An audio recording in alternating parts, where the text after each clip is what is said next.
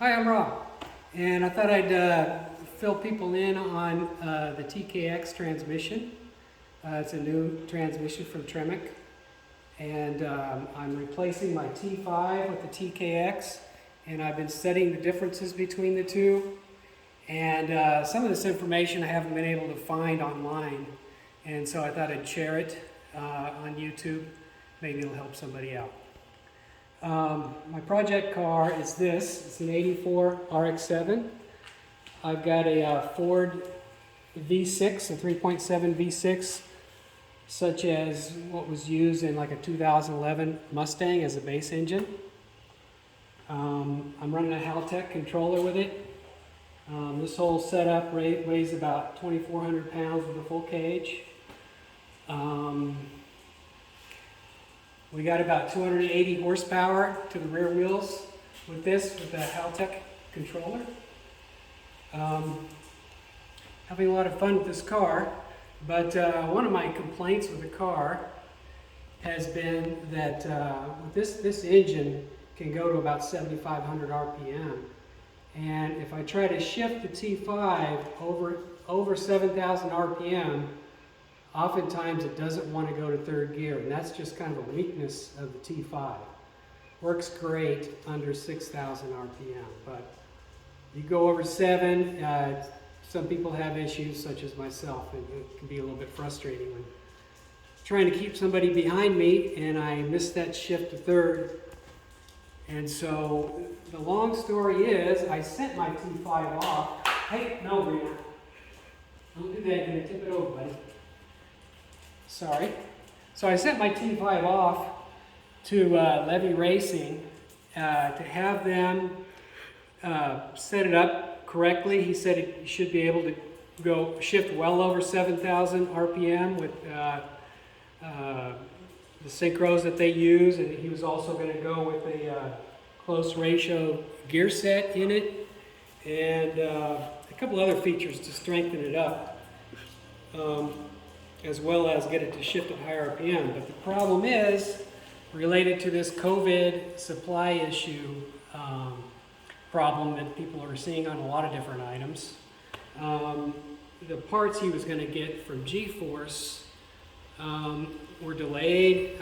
He had the transmission for about 6 months, and finally G-Force ended up telling them that basically they may never get around to making the parts that we need for this transmission. So I told him, well, okay, I don't want to build it back as stock, so ship it back to me. And then he said, well, there's this new transmission, the TKX, and it's specifically designed to shift up to like 8,000 RPMs right out of the box.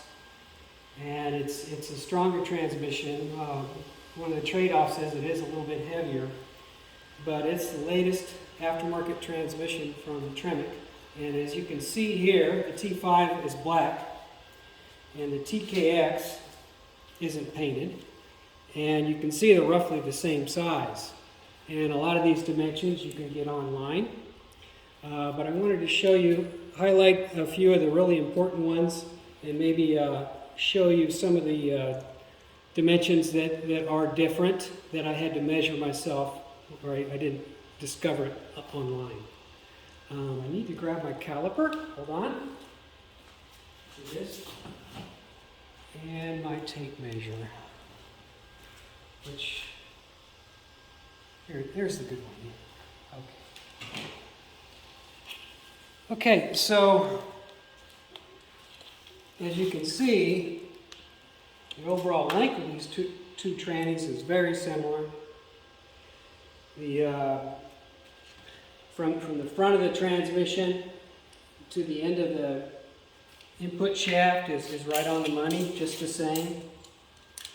It looks like it's right at about 7 inches.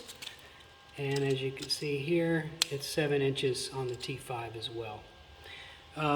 You can see this is a lot beefer here, this bearing retainer. I think this is also steel as well as this part for the throwout bearing, where it's aluminum over here on the T5.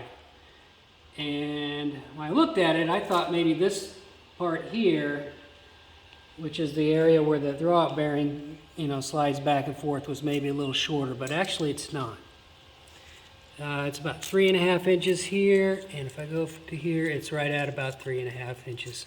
So very, very similar there. The T5 has, for a Ford, has a 10 spline input shaft. This guy is a 26 spline, and so this guy is going to be a lot stronger. For my application, the 10 spline was fine already. But anyway, this is definitely a stronger transmission. I believe the T5 is rated at about 300 foot-pounds. And the TKX, I believe, is rated for some crazy amount of torque. Is it 600 foot-pounds? Anyway, it's just a lot stronger. And it's a little heavier, pretty darn sure. And in this video, I'm going to weigh the two, and so we're both going to find out how much heavier it is, because I haven't done that yet. What else did I want to show you? Oh yeah, I wanted to show you the shifter location. As I said, the overall length is really close. I've got, just round it to 24 inches long on this guy. And right at, 24, and maybe a little bit over 24 on the T5. And let me check this again. No, they're basically the same. They're like 24 and a 16th or something like that. And the shifter location. This guy, I guess there's a whole bunch of different configurations that you can set for this shifter and move the shifter location around. I have not studied this, but just right out of the box, this guy is like 4.5 inches from the end of the tail shaft. And I believe this seems to be about the same. 4.5, yeah, the center of the shifter here. Yeah, it's about the same. It's right on the money. The width, the mounting for these two guys is different. This T5, a specific T5 bell housing will not work with the TKX. Now, if you're lucky like me and you have a QuickTime bell housing, it has dual patterns. And so this guy will bolt up to my QuickTime bell housing. And it is a wider pattern, where these guys, I'm just going to look at these upper bolts. They're around 8 inches apart on the T5, and on the TKX, they're about 8.5 inches apart. And then if you look at the body of the tranny, it's roughly 8 inches wide if I don't count these tabs that stick out here. And if you look at this guy, here at this widest part, yeah, it's just a little bit over 8. But, they're pretty close. Now, if I go all the way to these tabs, go from one tab to the next, it's maybe 9.25 inches. And with my setup, I got the transmission kind of biased towards the passenger side. I'm not going to be surprised at all if I have to trim one or two of these tabs, which is not going to be a problem at all. Pretty easy to do. I want to be sure and tell you guys about the location for the mounts. As you can see here, the TKX is definitely further back than the T5, and I kind of knew that ahead of time, but what I didn't know is that the height of this mount here is at a different location. Now, I was able to get that after I discovered this, after I unboxed it, that there was an offset, rather than try to measure it, which is kind of tricky to find. Measure it about what matters, which is the center of the input and output shaft. I was able to dig it up on the internet. And I wrote down the difference, which is good because I don't remember off the top of my head. The difference in height, the TKX is 0.79 inches higher than the T5 mount location. So as I was saying, I'm not sure where I got cut off, but anyway, the difference is 0.79 inches in height for the mounting location. So in other words, this, here's my cross member here. This guy, I've got to raise this guy up 0.79 inches. So for me, I had dropped it down actually from this standard, this was a granny's conversion cross member, but anyway, it doesn't matter. Anyway, I ended up adding a 1/2 inch to this guy, so I'm going to take this 1/2 inch off, and then I have roughly a little more than a 1/4 inch more to make up, which I think I'm just going to make an aluminum spacer and put here. And as far as how far back it is, it's 1.54 inches further back than the T5. So 1.5 doesn't work out great. Did I say that right? 1.54 doesn't work out great for my floor. And so it's better to move it less or more. So I'm going to end up flipping this guy around. I may be getting into too much detail here. But anyway, if I flip this thing around, it's offset to one side. I'm going to be able to move it back a little over 2 inches, which is going to work out better for my floor, and you guys probably don't need to know any more detail than that. But anyway, just sharing. I am happy that by doing that, I'm going to line up the mount for the transmission a little closer to being on center to where the mounting bolts of the cross member are. So there's almost no cantilever at all. We definitely don't want to add cantilever from something that works well, because it just takes on more risk and it just makes everything weaker. So that's a good thing. We'll pretty much be right on center to the mounting bolts after I flip this guy, and like I say, it works out better for the new holes I got to drill in my floor. Okay, now I need to get my caliper out and share with you guys this difference. This diameter here on this front bearing carrier, it may have a different name, I don't know, but this guy here on the T5, I kind of suspected they would match, but they don't. So let me zero this thing out. So on the T5,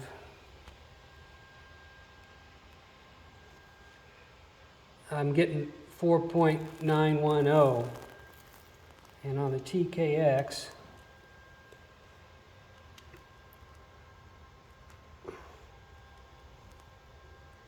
.854. Let me try to get that a little bit better. 4.85. So they're slightly different, but I mean, this is what centers your input shaft on the pilot bearing in your crank.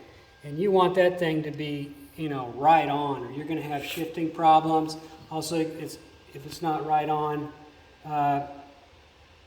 the shifting may suffer. If you got any drag on your pilot bearing because there's a misalignment, that hurts shifting, and it's hard on your synchros. So anyway, you want to be right on the money. And I was so lucky that I didn't misplace my extra, what do you call these? My extra diameter adjustment ring for my QuickTime bell housing, because this one here is the one that I use for the T5, and this one I found in my cabinet, luckily.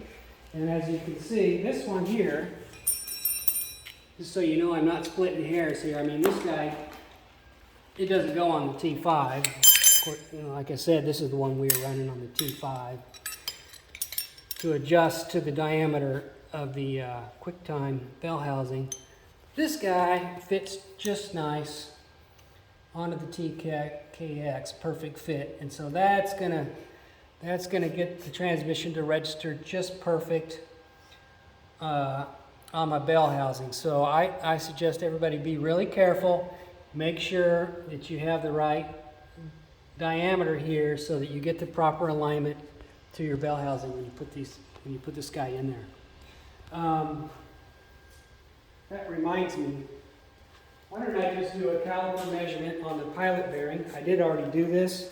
I know they're a match, but I don't know, some people like to see it for their own eyes. I'm getting 670, somewhere there, 666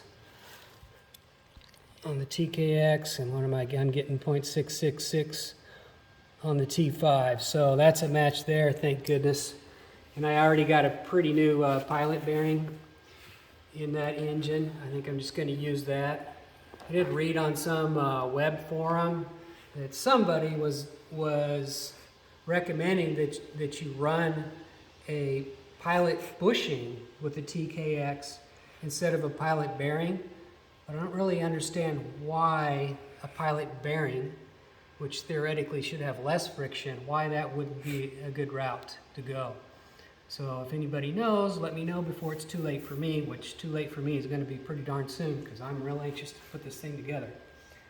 Okay, so I think I've gone over the important ones, which are the dimensions that I couldn't find online, such as this pilot diameter and the height difference between the mounts. It's really important that you get your driveline angles just right when you put a different transmission in. You don't want to create any problematic pinion angles for your drive shaft. So I could talk more about the transmission, but that'd be nothing that you couldn't get from a better source online, so I'll stop talking about the transmission now. And we're going to weigh this. We're going to weigh these two guys, and we'll all learn together how much difference in weight there is. Both these transmissions are at the same level of assembly, and they're both empty. In other words, no fluid in them. And I've got this intercomp scale system for scaling cars. Of course, you just need one scale for this. I'm just going to put this cardboard piece on there to keep it from getting scratched. And then over here is my PC that went to sleep. If I can wake it up.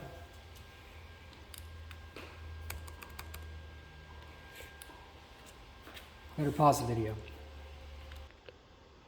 Okay, so this is our intercomp interface, the software.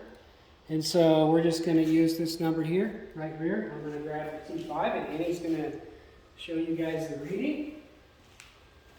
And Rena here is going to supervise. Rena's our dog. Okay. Try not to throw something out here. Okay, Annie, I'm going to drop this on here.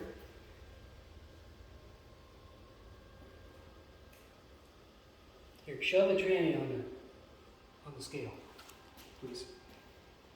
Okay, we got it balanced on there. It seems to be kind of on the center. And what do you got there, Annie? 75. Okay, 75.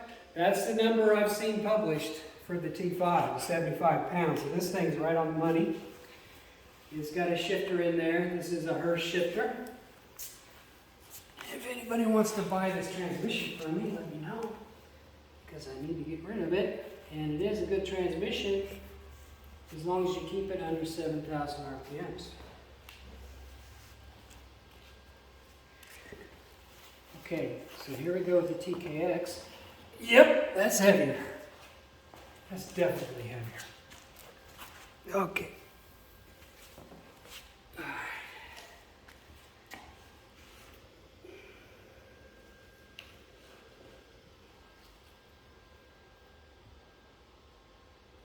Make sure it's going to bounce. I don't want it to fall.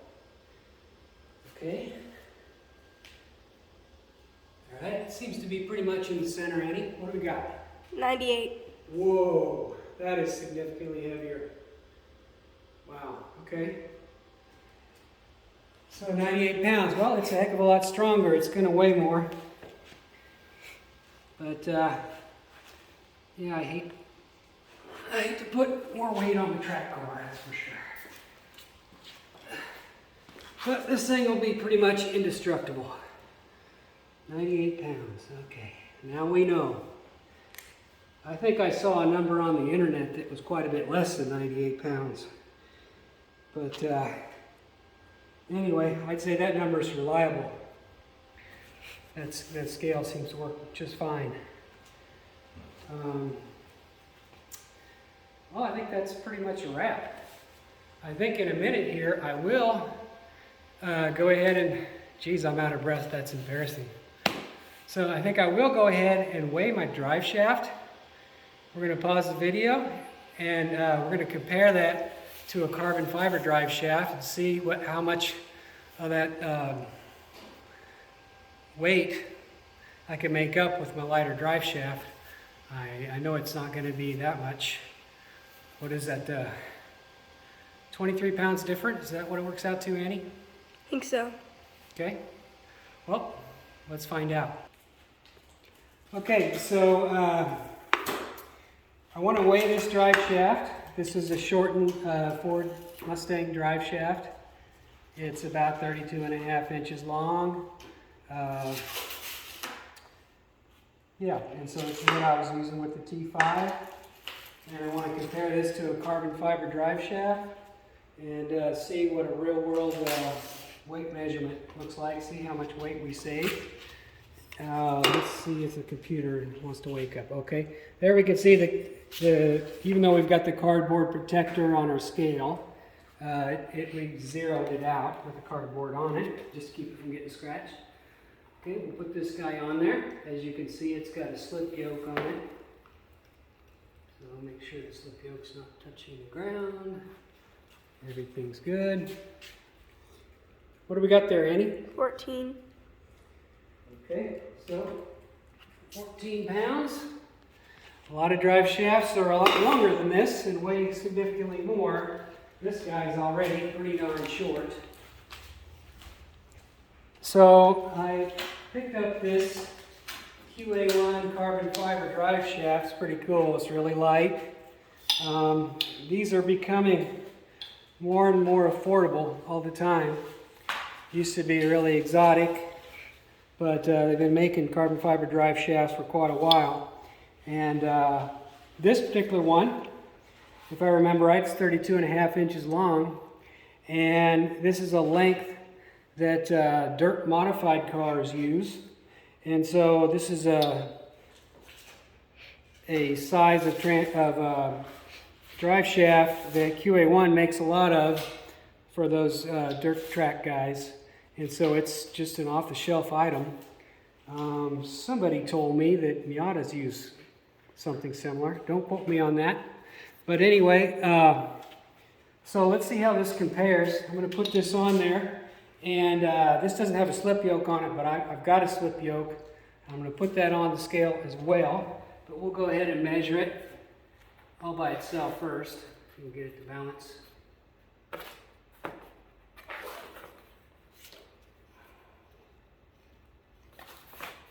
Does it want to balance? Let's try to put it like this. There we go. That's 6. 6 pounds. Now that's a difference, but it's not a fair comparison unless we include the slip yoke, which is steel. Now this one is for a T5. I don't have my slip yoke yet for my TKX, but apples to apples, the steel drive shaft I measured had a T5 slip yoke. So this is a T5 slip yoke here. Okay, today. This thing is so light, it just wants to roll.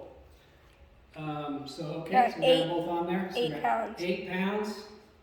So what's the savings, Annie? You do the math. 6. 6. 6, she says. Okay, let me show you. This is Annie. Hi. She's doing a great job videoing me. And anything you want to say, Annie? Not really. Would you like to do a skateboard trick I'm good. while we're rolling?